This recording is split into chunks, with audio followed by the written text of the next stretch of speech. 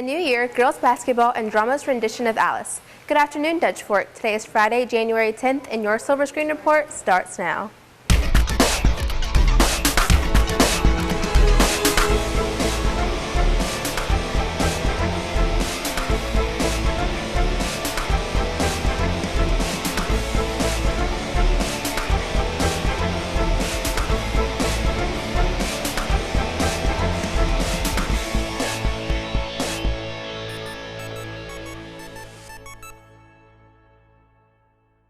We've all made New Year's resolutions before, but sticking to them is a different story.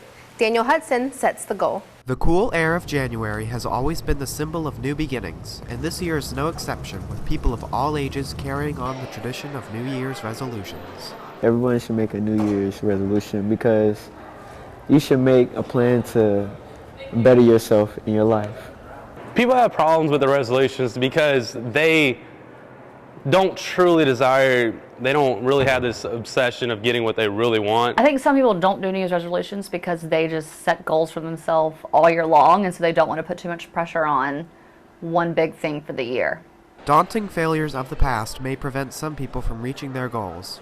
I think people lose some momentum after they've started the year, and maybe some reality sets in that keeps them from staying on track. You don't keep them. You don't keep New Year's resolutions. They happen January 1st, make a New Year's resolution. By January 5th, if you're not die hard and you don't believe in it, you're going to forget about it. Resolutions have gained a reputation over the years as a joke. However, this year people have a new driving factor behind their yearly goals. My New Year's resolution is to read more books than I did last year.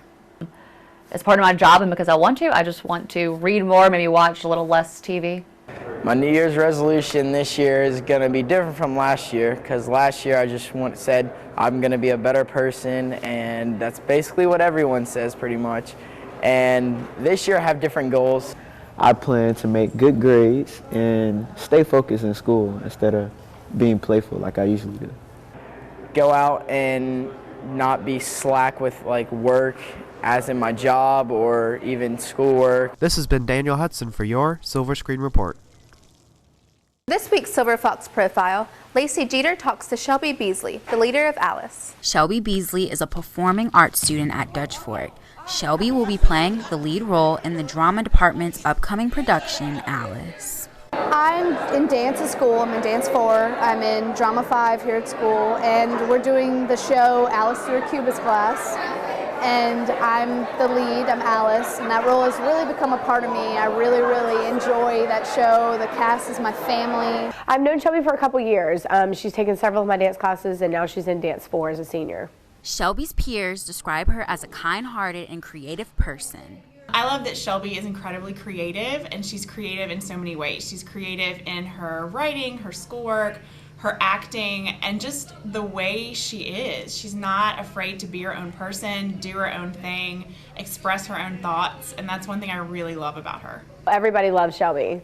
Everybody loves Shelby. Everybody knows that she works hard, so they can count on her. She's dependable. She's likable. She's funny.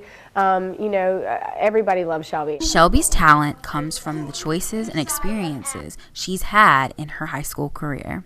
Instead of doing band or chorus or strings, I was like, I'm going to try drama. And I did it, and I just fell in love. It really blossomed. Shelby Beasley is a fantastic student.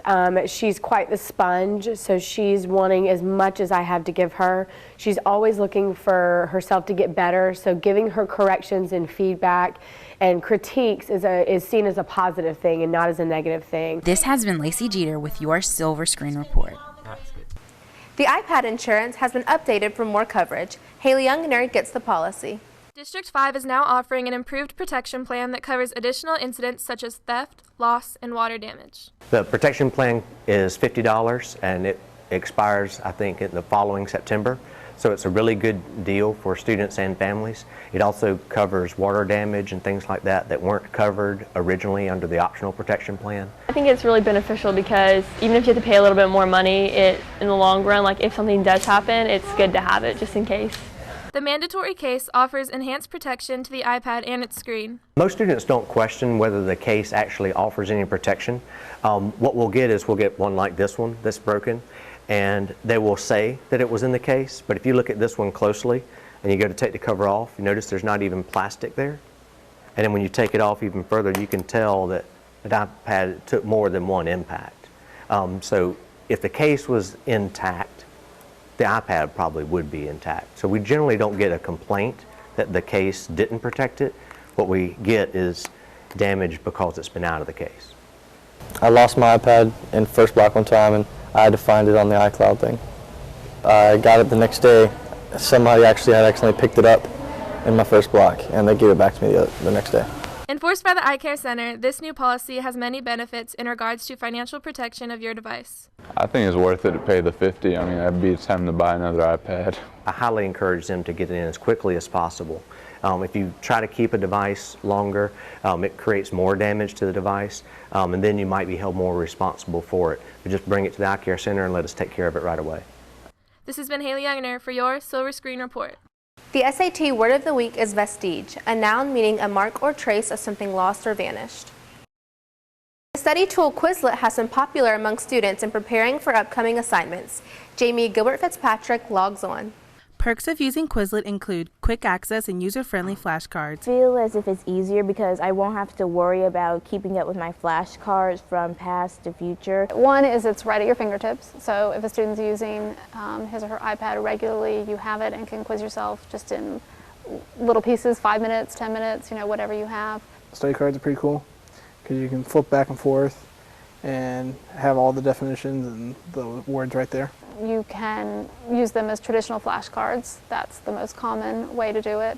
And then with that, you can quiz yourself, test yourself, do things like space racing or, typing in the words, timing yourself. There's some speed races to try to, if you're trying to learn some concepts that you just need to know down flat, you can use that. The app offers the option of creating your own flashcards or using other people's flashcards. You can create your own cards, which is very helpful, and I recommend that so that you go through the process of creating and typing and learning whatever the concepts or words are. I tend to use other people's because I don't have time to make my own, so I just look for the topic on Quizlet.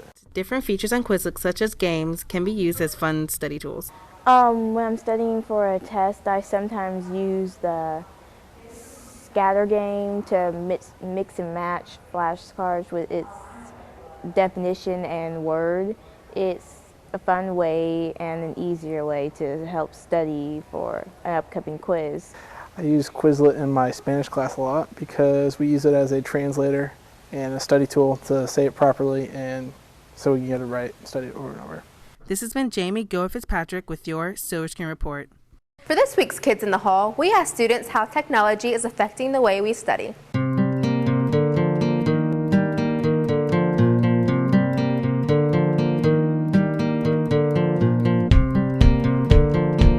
I think technology is making it easier for us to study because of apps like Quizlet and note card apps. It just helps us with all the memory games and stuff. There's a lot more resources out there available, and it's a lot easier to study. I use my technology to research different topics. I think it's making it more efficient because it's quicker and faster, and it's just always with us, especially like the little Quizlets for vocab, because I can just pull it up on my iPad and study all day. This year's drama production is a rendition of Through the Looking Glass and What Alice Found There. Luke Amick buys a ticket. It's called Alex to the Cubics Class, and it's Picasso's mind of Alice in Wonderland. And Alice has to go through a checkerboard game until she becomes a queen, because that's what she really wants to be, a queen. I think this show is coming together very well. We definitely have a larger group of people this year, so it was a little more difficult to kind of round everyone up, and I guess casting took a little bit longer than expected, but we're definitely rolling along at the pace that we really need to be, and I really think that's good, especially with a show this large, so yeah. It's going to be really abstract to a point where everyone's going to have to love it, because there's like a lot of colors everywhere. Everyone's working really hard to put forth the effort to make it an awesome show, and Doc's vision is just going to be awesome. Very weird, actually, because basically in past shows we've just had a normal story plot or we've done a Shakespeare play. But if you look at this play, it's just so out there.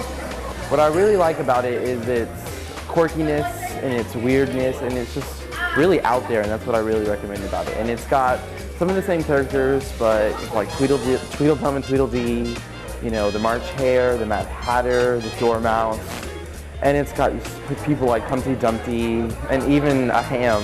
Come see the play. It is $7 at the door, and it's the 31st, 1st, and 2nd. So yeah. This has been Luke Amick for your Silver Screen Report. Dazzlers performed at the Capital One Bowl on January 1st. Michaela Baker highlights the trip. Let's get ready for the Capital One Bowl with the Varsity Spirit Team. Going to the Capital One Bowl with the Dazzlers was really fun and the experience was awesome.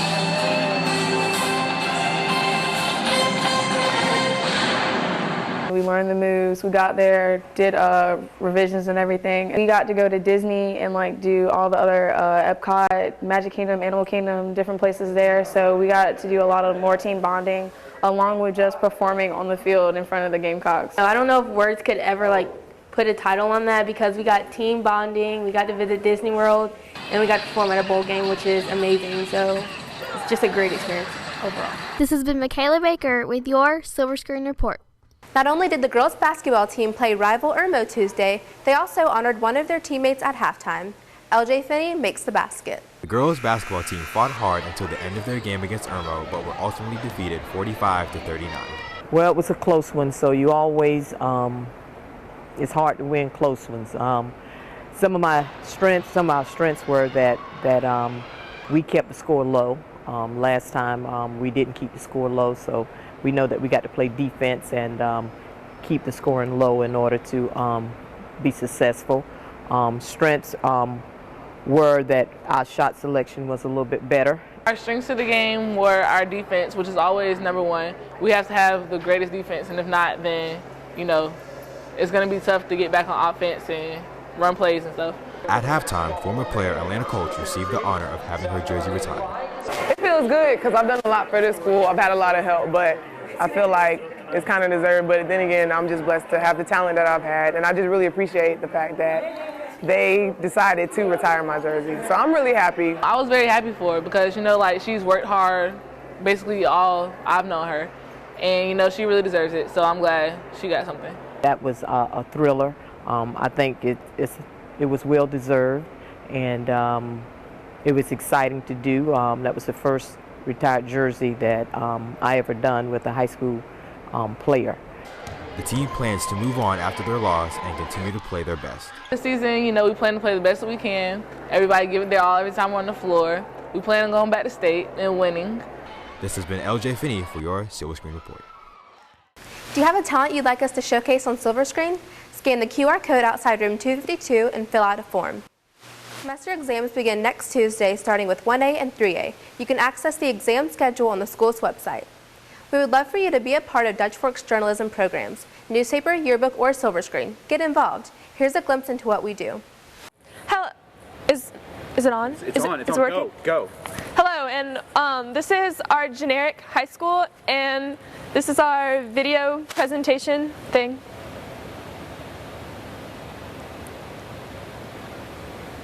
Well, this is our workplace, our place of work, and I mean, you can see Jared here, you know, working hard on his projects. All right. Hey, LJ. So irrelevant. Yeah. Due to the severe weather we've been having here at Generic High School, school will be canceled. No. What's wrong? No. You know, give me the camera. Wait, what? Hold up. Give me the camera. Hey, wait. All right, forget everything you just saw. This is how we really do journalism at Dutch Fork. Sir.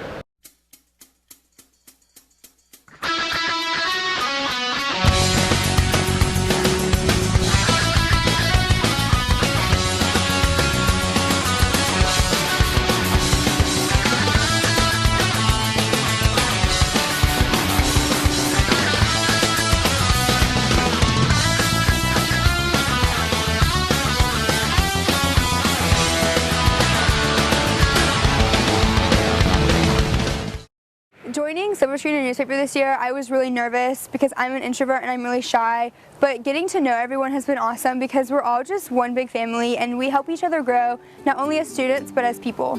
I enjoy yearbook. I joined my sophomore year because the prerequisite was to take journalism 1 my freshman year, so I was able to join staff. Miss Gaston actually begged me to join staff. I wasn't about to do it, but then I decided to take that route, and ever since then I've made journalism my major.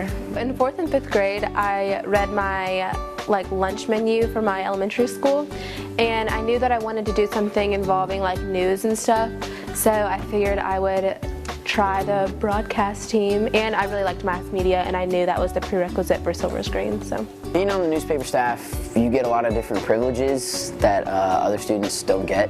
Like, for example, at the state game when we won state, all the other students were up in the stands in the student section, but I got to be down on the field with the players, and that was something that was really cool. And I got to be there because I was taking pictures. So my favorite part about being on newspaper is on deadline day we all get to read each other's stories and critique them, and I think it's really awesome because we all get to see each other's work and how far we've come, and we get to see each other's growth over the course of the year. It's a great experience. I'm truly going to miss it next year. I think it's helped me learn so many skills, how to communicate more effectively, how to word my sentences better, and how to, I guess, just step out of my comfort zone.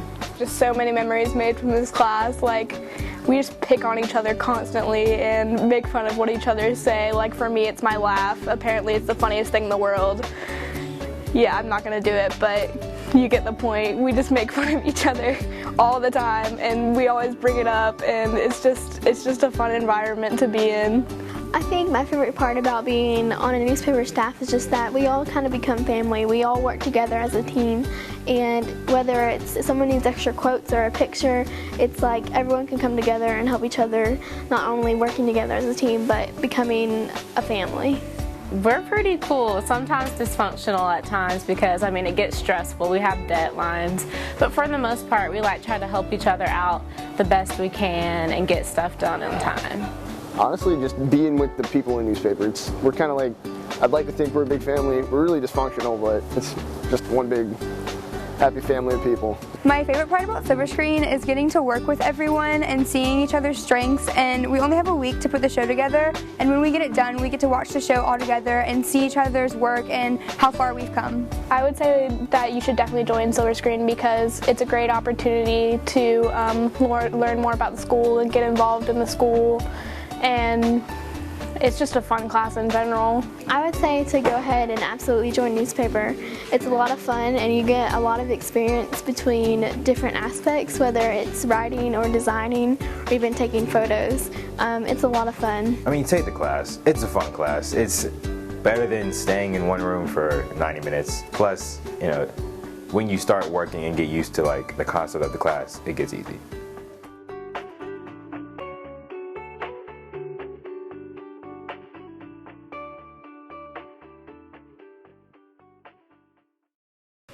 If you are interested in joining, come to the interest meeting next Tuesday, January 16th. Thanks for watching, and we'll see you next week. Not good afternoon, you're not doing that anymore. Okay. This year's drama production is a rendition of Through the Looking Glass and What Out. Maddie, I hate you. Wow. The dancers performed at the Capital One Bowl on, no, I was looking at that way too much. Today's oh crap, no.